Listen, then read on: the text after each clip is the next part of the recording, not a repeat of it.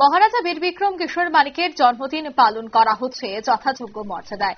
107তম এই জন্ম জয়ন্তীকে কেন্দ্র করে কিন্তু দেখা যাচ্ছে যে বিভিন্ন জায়গায় বিভিন্ন অনুষ্ঠানের মধ্য দিয়ে এই দিনটি পালন করা হচ্ছে। 117তম জন্ম জয়ন্তী উদযাপন করা হয়েছে ত্রিপুরা প্রদেশ বিজেপি কার্যালয়ে, যেখানে উপস্থিত ছিলেন বিজেপির রাজ্য সহ সভাপতি সুবল ভৌমিক, আগরতলা পৌর নিগমের মেয়র দীপক মজুমদার সহ অন্যান্যরা। মহারাজা বীর বিক্রম কিশোর মানিক্য জন্মগ্রহণ করেছিলেন 1908 সালের 19 অগাস্ট।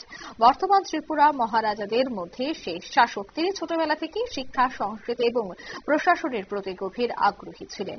মহারাজ তিনি ব্রিটিশ ভারতের আধুনিক শিক্ষায় শিক্ষিত হন। তিনি আধুনিক শিক্ষা, শিল্প এবং সংস্কৃতি চর্চায় আগ্রহী ছিলেন। তার রাজত্বকালে আগরতলায় বহু আধুনিক শিক্ষা প্রতিষ্ঠান, দপ্তর এবং প্রশাসনিক কাঠামো গড়ে ওঠে। আজ যেহেতু তার জন্মদিন পালন করা হচ্ছে বিজেপি প্রদেশ কার্যালয়েও, তবে আজকের এই অনুষ্ঠান থেকে কি বলছেন সহসভাপতি সুবল ভৌমিক শোনাবো। ত্রিপুরা থেকে কেউ পশ্চিমবাংলায় গেল, তামিলনাড়ু গেল, তাকে কি বিভূতি করব? 1947 সালের আগে দেড় ভাগের আগে ঠাকুরদা ভারতবর্ষ জন্মেছে, আবার ঠাকুরদা এখানে চলে এসছে। তাহলে কি ভারতবর্ষ থেকে ভারতবর্ষ এসছে?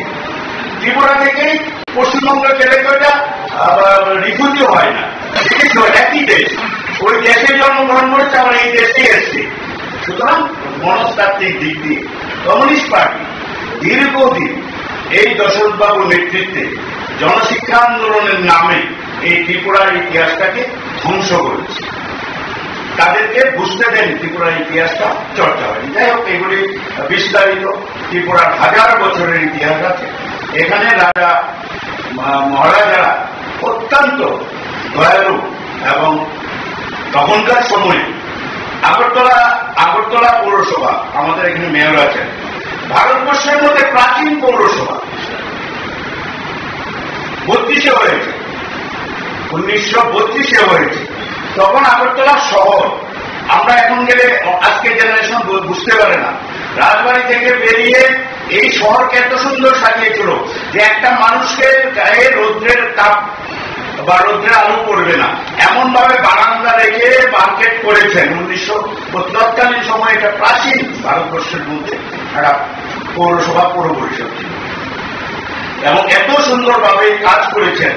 কারণ দীর্ঘ হাজার বছরের ইতিহাসে এক একটা সময় আমাদের অনেক রাজধানী ছিল, অনেক জায়গায়। আমাদের রাজধানী কাছাড়ে ছিল, আমাদের রাজধানী ধর্মনগরে ছিল। আপনারা শুনলেন তাদের এই বক্তব্য। অর্থাৎ বর্তমানে যে জন্মদিন পালন করা হচ্ছে তার তাৎপর্য এবং মহারাজা বীর বিক্রম কিশোর মানিক্য কি করেছেন, সবটা বিষয় নিয়ে কিন্তু আজ হয় আলোচনা নিয়ে নিচ্ছে। ছোট্ট একটি বিজ্ঞাপন বিরতির সঙ্গে থাকুন।